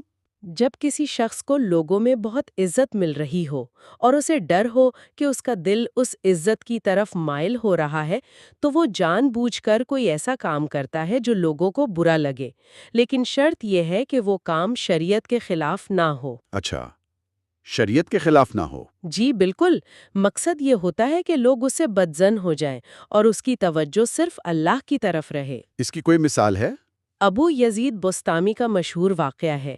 ایک شہر میں داخل ہوئے، بہت لوگ استقبال کو آئے، انہیں لگا توجہ بٹ رہی ہے۔ رمضان کا مہینہ تھا، بازار پہنچ کر آستین سے روٹی نکالی اور کھانا شروع کر دی۔ رمضان میں؟ ہاں، سب لوگ حیران ہو کر منتشر ہو گئے۔ وہ نہیں جانتے تھے کہ ابو یزید سفر میں تھے اور مسافر کے لیے روزہ نہ رکھنا جائز ہے۔ تو ابو یزید نے اپنے شاگرد سے کہا، دیکھا، جو ہی میں نے شریعت کے ایک جائز حکم پر عمل کیا، سب نے مجھے چھوڑ دیا۔ واہ، آج کل تو شاید لوگ کسی کو لمبی نوافل پڑھتے دیکھ کر ہی ریاکاری کا الزام لگا دیں۔ خیر، تیسری قسم کیا ہے؟ تیسری قسم ہے ترک کرنا، یعنی جب کوئی جان بوجھ کر شریعت کے احکامات چھوڑ دے اور کہے میں تو ملامت کے راستے پر ہوں۔ اوہ، تو مصنف اس بارے میں کیا کہتے ہیں؟ مصنف اسے سراسر غلطی، گمراہی، فسق اور نفس پرستی قرار دیتے ہیں۔ یعنی یہ بالکل غلط ہے؟ جی، وہ کہتے ہیں یہ اکثر سستی شہرت حاصل کرنے کا بہانہ ہوتا ہے۔ اصل ملامتی پہلے مقبولیت حاصل کرتا ہے، پھر اسے ترک کرنے کے لیے کوئی جائز کام کرتا ہے۔ بغیر مقبولیت کے خود کو نامقبول بنانے کی کوشش کرنا تو محض ڈھونگ ہے۔ مصنف نے ایسے ایک جھوٹے دعوے دار سے اپنی ملاقات کا ذکر بھی کیا ہے۔ ٹھیک ہے۔ اچھا، حمدون کسار کا نام اکثر ملامتی سلسلے سے جوڑتے ہیں، ان کے بارے میں کیا ہے کتاب میں؟ جی، حمدون کسار کو ملامت کے نظریے کو پھیلانے والوں میں شمار کیا جاتا ہے۔ ان کا مشہور قول ہے الملامت ترک السلامت، یعنی ملامت کا راستہ اپنانا، اپنی سلامتی عافیت کو چھوڑ دینا ہے۔ بالکل، مطلب یہ کہ اگر آپ لوگوں کی نظروں میں مقبولیت کے پردے سے بچنا چاہتے ہیں تو آپ کو جان بوجھ کر مصیبت مول لینی پڑے گی۔ ان کا ایک اور قول بھی ہے جو تھوڑا مشکل سا لگتا ہے، مرجیہ اور قدریہ والا۔ ہاں، وہ کہتے تھے کہ ملامتی میں مرجیہ کی امید اور قدریہ کا خوف ہوتا ہے۔ اس کا کیا مطلب ہوا؟ یہ تو پرانے کلامی فرقے تھے۔ جی، اس کی تشریح یہ کی گئی ہے کہ ملامتی شخص لوگوں کی ملامت کے باوجود اللہ کی رحمت اور قبولیت کی امید رکھتا ہے، جیسے مرجیہ گناہگار کے انجام کا فیصلہ اللہ پر چھوڑتے تھے اور امید پر زور دیتے تھے۔ اچھا، اور قدریہ کا خوف؟ نہ پڑ جائیں، جیسے قدریہ انسان کے اعمال کی ذمہ داری پر زور دیتے تھے، تو یہ ظاہر کرتا ہے کہ وہ اپنی ذات سے زیادہ دوسروں کے ایمان کی فکر کر رہا ہے۔ یہ تو بہت گہری بات ہے، لیکن کیا مصنف خود اس ملامت کو جان بوجھ کر طلب کرنے سے متفق ہیں؟ نہیں، یہاں مصنف کا اپنا تنقیدی نقطہ بہت اہم ہے۔ وہ کہتے ہیں کہ جان بوجھ کر ملامت طلب کرنا بھی ایک قسم کا دکھاوا ہے، ریاکاری ہے۔ ریاکاری؟ کیسے؟ کیونکہ اس میں بھی توجہ تو مخلوق پر ہی ہے۔ ریاکار چاہتا ہے لوگ اسے اچھا سمجھے، ملامتی چاہتا ہے لوگ اسے برا سمجھے، دھیان تو لوگوں پر ہی رہا نا۔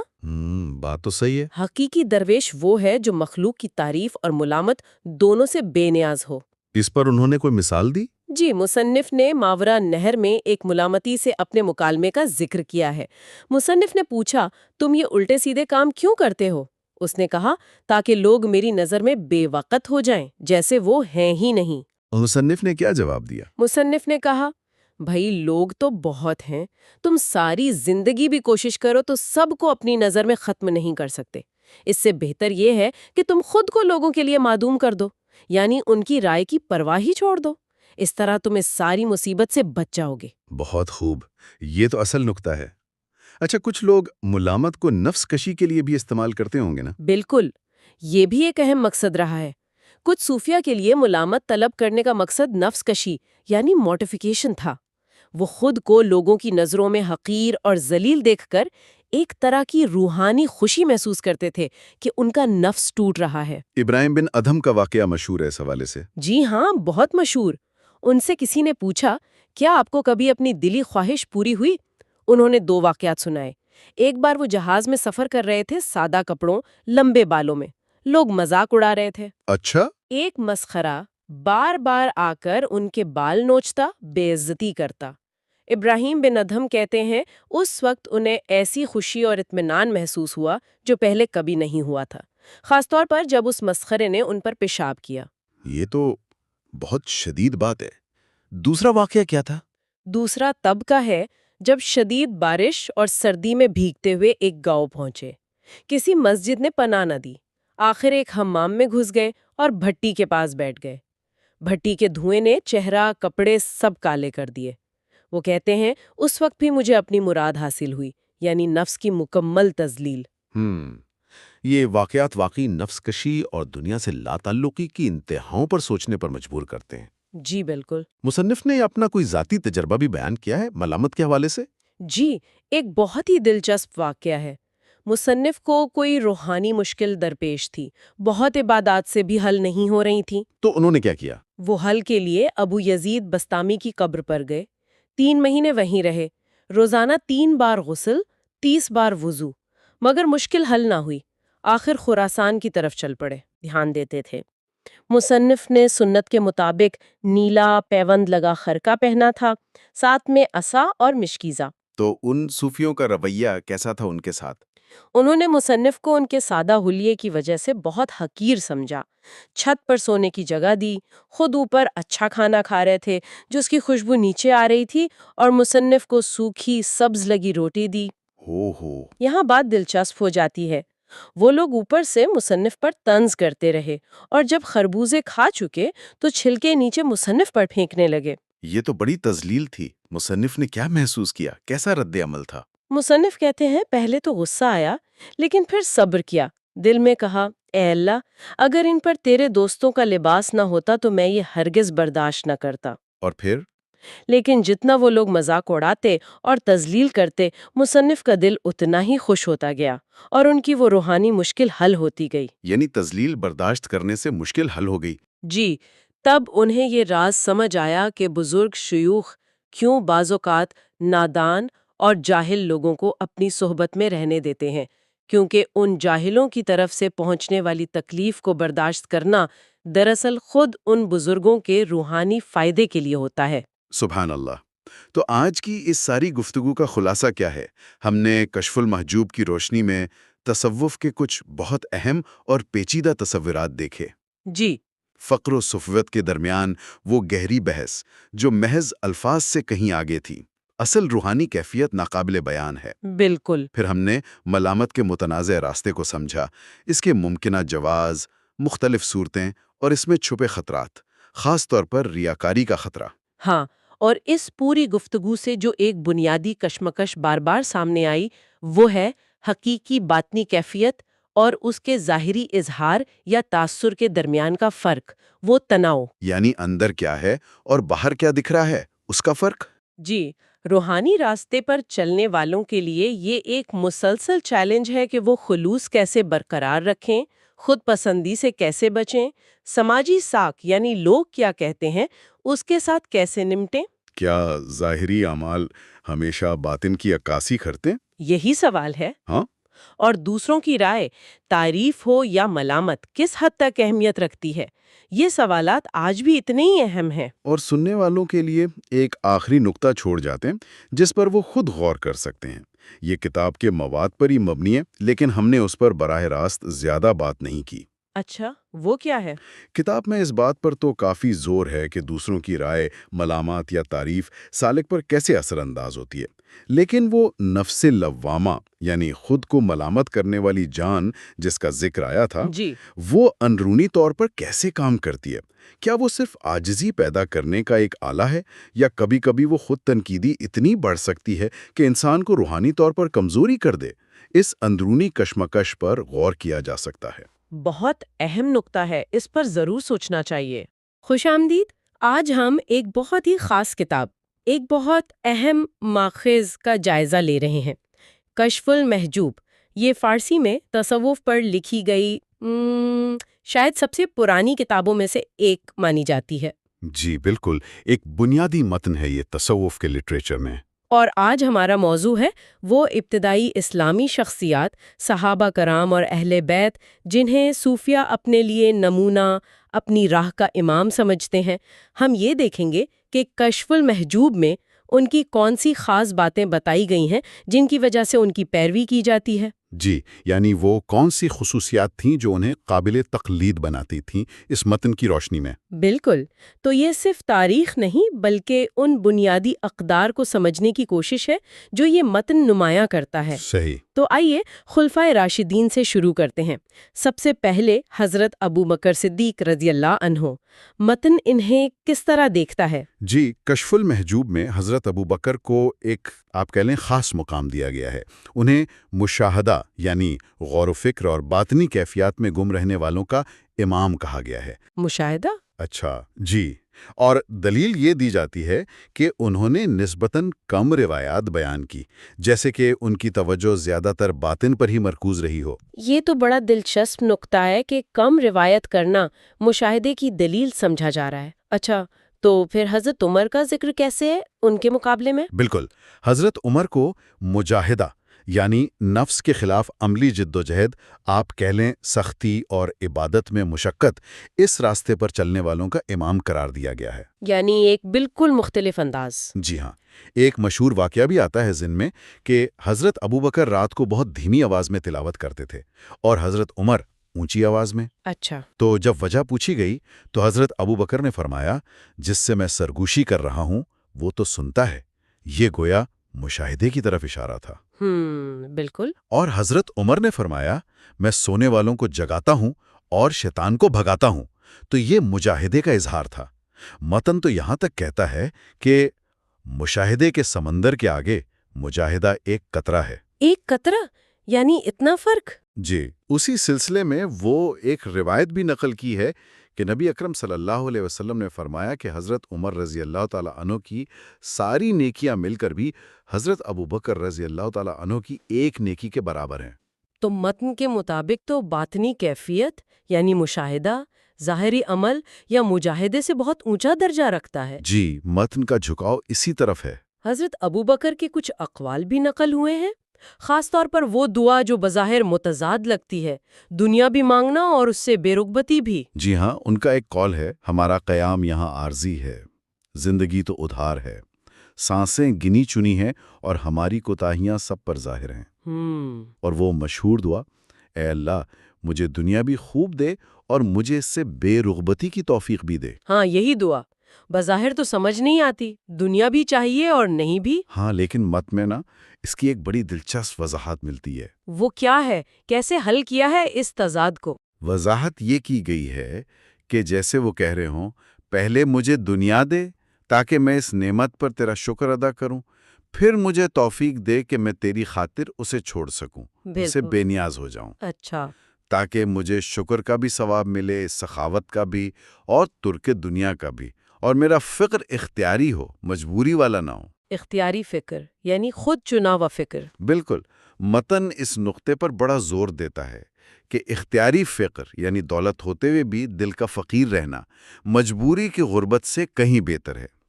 مصنف یعنی حجویری واضح کرتے ہیں کہ اصل فقیر وہ ہے جو مال رکھتے ہوئے بھی فقیرانہ شان سے جیے، نہ کہ وہ جو غریب ہو کر مال کی تمنا کرے۔ اور چونکہ حضرت ابوبکر کا مرتبہ اتنا بلند ہے، جی، انبیاء کے بعد سب سے افضل مانے جاتے ہیں، تو ان کا اختیاری فکر کو ترجیح دینا صوفیہ کے لیے ایک بہت بڑی دلیل بن جاتا ہے۔ تمام صوفی شیوخ کا یہی عقیدہ رہا ہے متن کے مطابق۔ اور ان کا خلافت قبول کرنا، کیا متن اسے بھی ان کی اسی بے نیازی سے جوڑتا ہے؟ جی بالکل، ان کا یہ فرمانا کہ خدا کی قسم میں نے کبھی عمارت نہیں مانگی، نہ مجھے اس کے ملنے کی کوئی خوشی ہے، اسے اللہ کی مرضی کے سامنے مکمل طور پر جھک جانے کی علامت سمجھا گیا ہے۔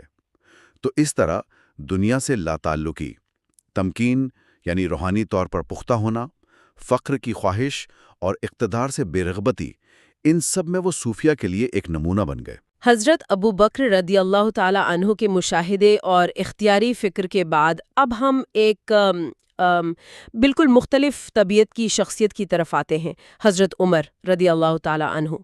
متن انہیں مجاہدے کا امام کہتا ہے، ان کی کن باتوں پر زور ہے؟ حضرت عمر تو اپنی حکمت، مضبوط ارادے اور خاص طور پر حق بات کہنے کے لیے مشہور ہیں۔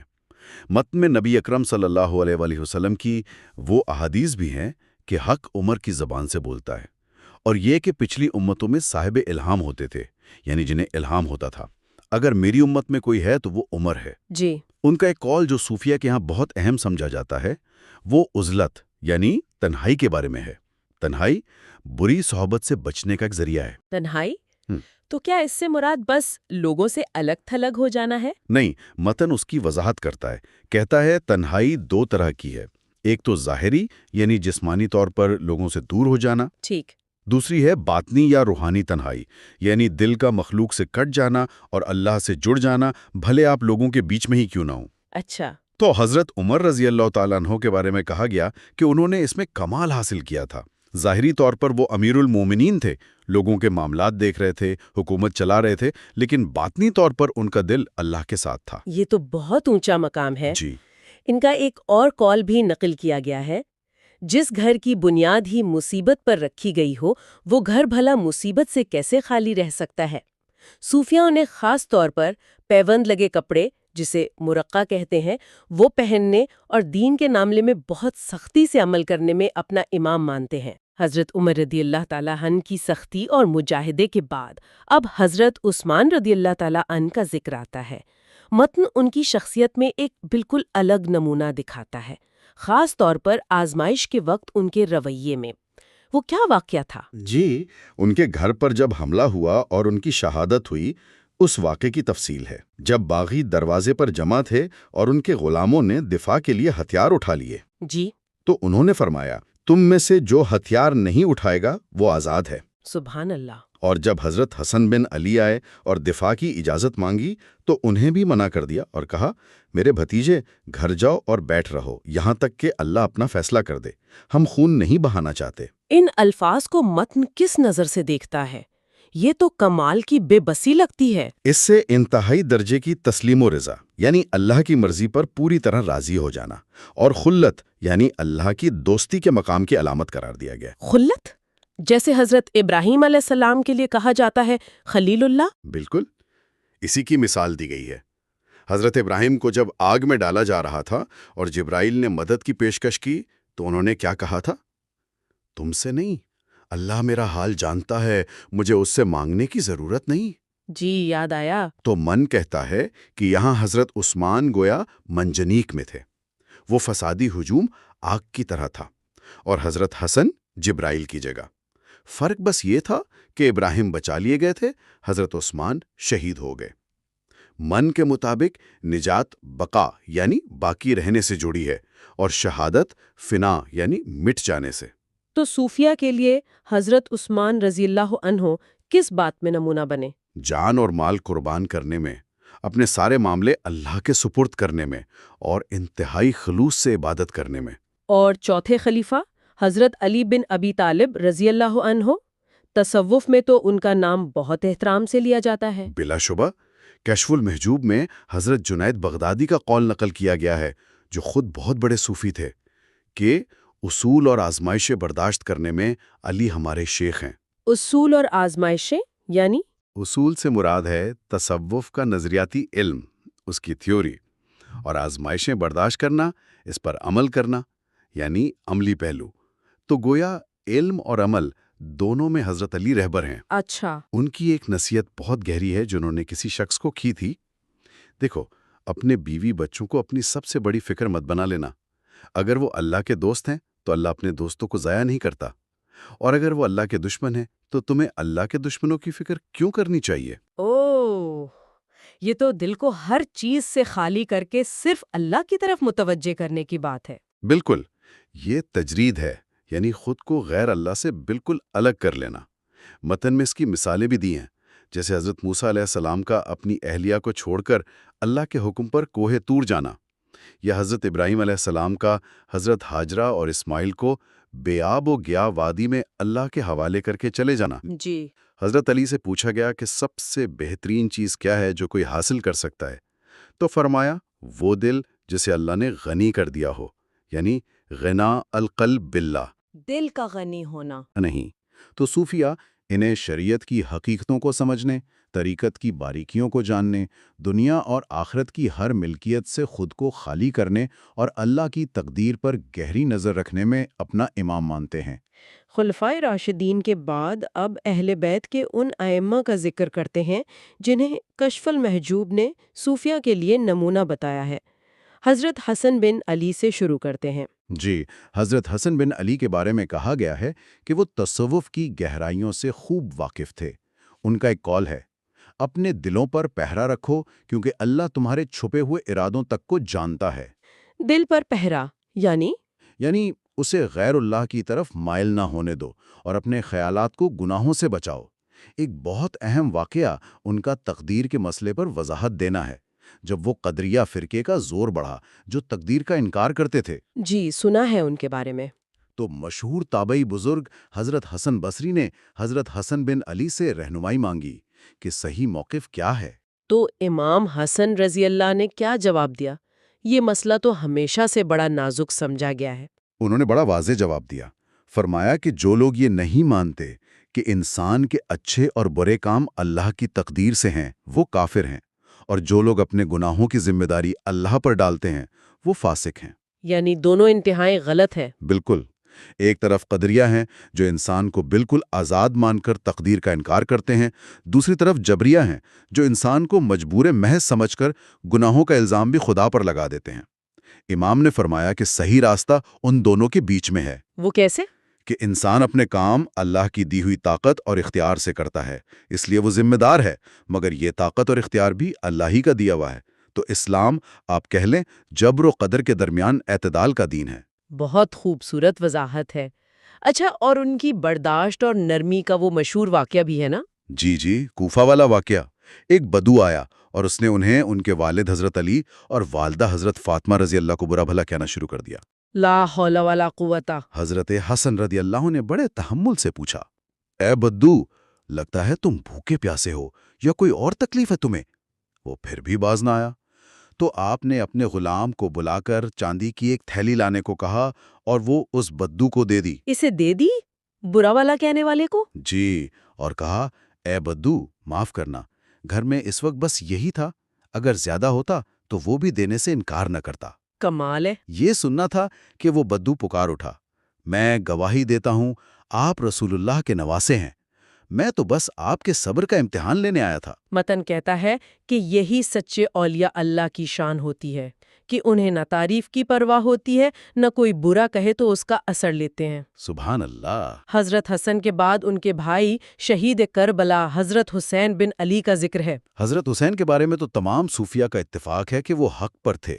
متن کہتا ہے کہ جب تک حق واضح تھا وہ اس پر قائم رہے، جب حالات ایسے ہو گئے کہ حق چھپ گیا تو انہوں نے تلوار اٹھائی اور اللہ کی راہ میں جان دینے تک پیچھے نہیں ہٹے۔ جی، نبی اکرم صلی اللہ علیہ وسلم کی ان سے محبت کے واقعات بھی نقل کیے ہیں، جیسے حضرت عمر رضی اللہ کا والا واقعہ کہ انہوں نے نبی صلی اللہ علیہ وسلم کو گھٹنوں کے بل جلتے دیکھا۔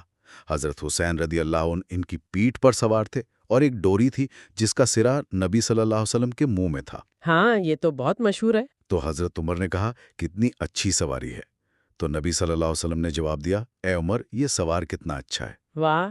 حضرت حسین کا ایک قول نقل کیا گیا ہے، تمہارا دین تمہارا سب سے مخلص بھائی ہے، یعنی اصل کامیابی دین پر چلنے میں ہے اور تباہی اس سے منہ موڑنے میں۔ اب ذکر کرتے ہیں حضرت علی بن حسین رضی اللہ تعالی عنہ کا، جنہیں زین العابدین کہا جاتا ہے۔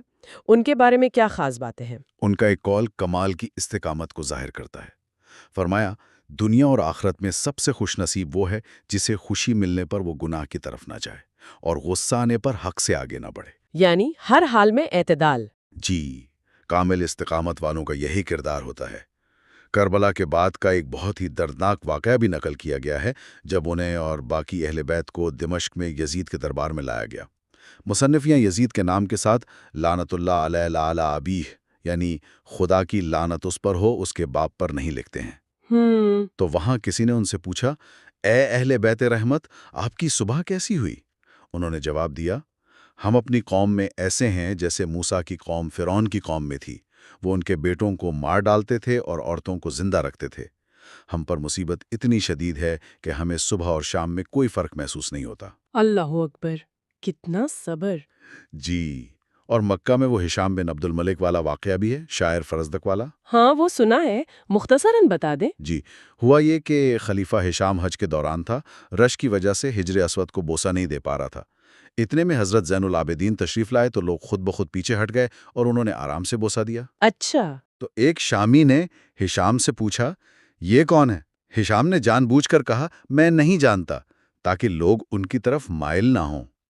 اس پر وہاں موجود مشہور شاعر فرزدق نے غیرت میں آ کر وہیں کھڑے کھڑے وہ مشہور قصیدہ پڑھ دیا جس میں امام کی شان بیان کی تھی، جس کا پہلا مصرع ہے، یہ وہ ہیں جن کے قدموں کے نشانات کو وادی بتھا پہچانتی ہے۔ زبردست۔ اس پر ہشام کو غصہ آیا اور اس نے فرزدق کو قید کر دیا۔ امام نے شاعر کو 12,000 درہم بھجوائے۔ فرزدق نے پہلے تو لینے سے انکار کر دیا، کہا میں نے تو یہ شعر اللہ کی رضا اور اہل بیت کی محبت میں کہیں، اپنے گناہوں کا کفارہ سمجھ کر۔ لیکن امام نے اصرار کیا کہ اہل بیت کچھ دے کر واپس نہیں لیتے، تو آخرکار فرزدق نے وہ رقم قبول کر لی۔ یہ واقعہ امام کے مرتبے اور فرزدق کی بے لوث عقیدت دونوں کو دکھاتا ہے۔ آگے بڑھتے ہیں حضرت امام محمد باقر رضی اللہ، ان کا لقب باقر کیوں تھا؟ باقر کا مطلب ہوتا ہے پھاڑنے والا یا گہرائی تک پہنچنے والا۔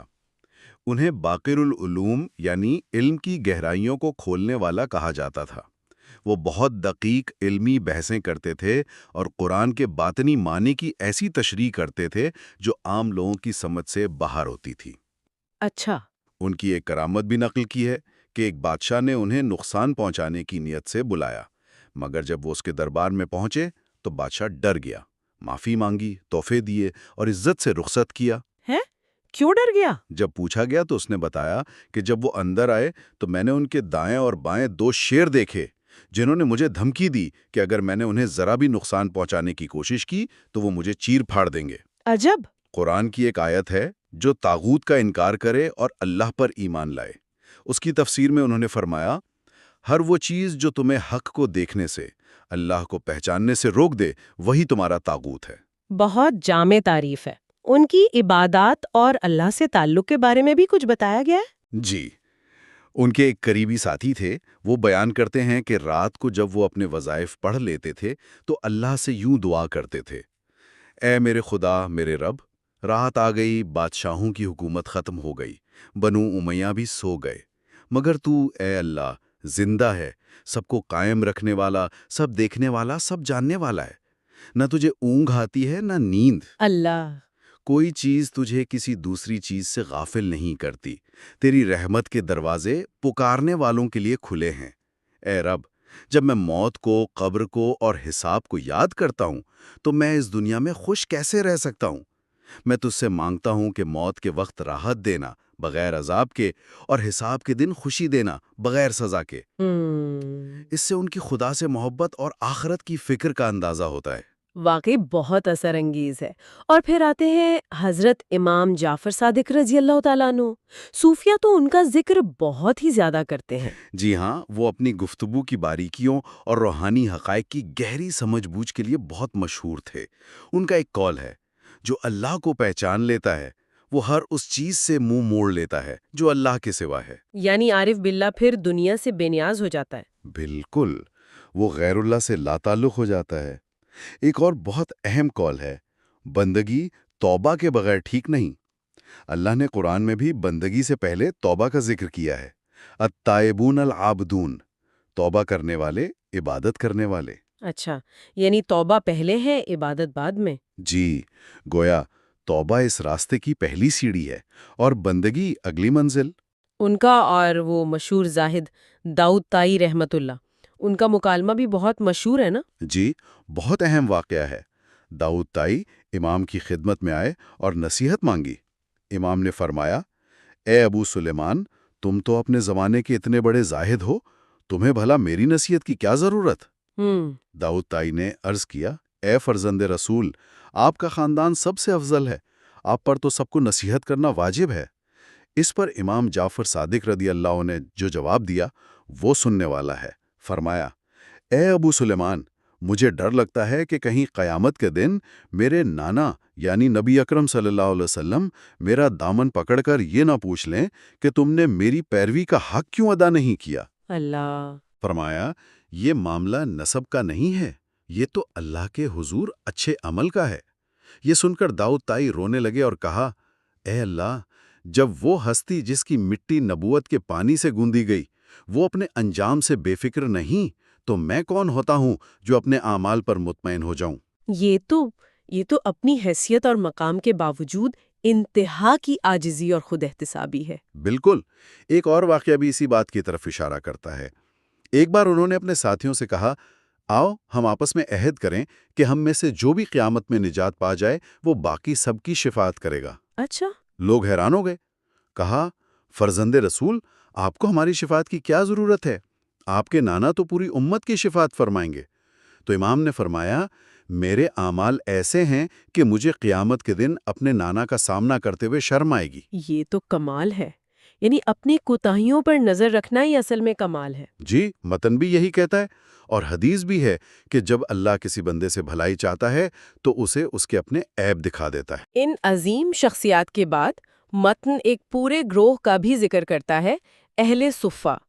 یہ کون لوگ تھے اور ان کی کیا اہمیت بتائی گئی ہے؟ اہل صفہ، جی، یہ وہ صحابہ تھے جو مدینہ میں مسجد نبوی کے ساتھ ایک چبوترا تھا جسے صفہ کہتے تھے، وہاں رہتے تھے۔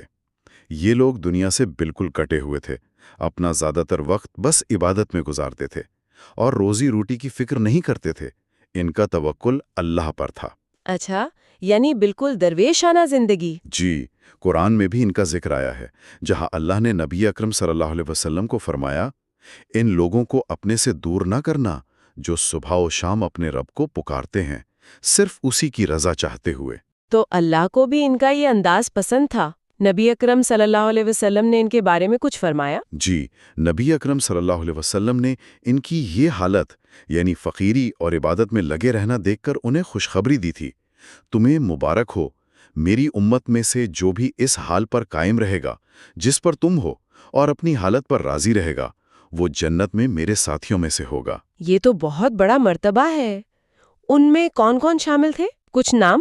جی، متن میں کچھ مشہور نام گنوائے ہیں، جیسے حضرت بلال بن رباح رضی اللہ تعالیٰ عنہ، حضرت سلمان فارسی رضی اللہ تعالیٰ عنہ، حضرت ابو عبیدہ بن الجراح رضی اللہ تعالیٰ عنہ، حضرت عمار بن یاسر رضی اللہ تعالیٰ عنہ، حضرت عبداللہ بن مسعود رضی اللہ تعالیٰ عنہ، اور بھی کئی نام ہیں۔ کیا ان سب کے بارے میں اتفاق ہے کہ وہ اہل صفہ میں تھے؟ مصنف یعنی حجویری ذکر کرتے ہیں کہ ایک اور بڑے عالم گزرے ہیں، شیخ ابو عبد الرحمن السلمی۔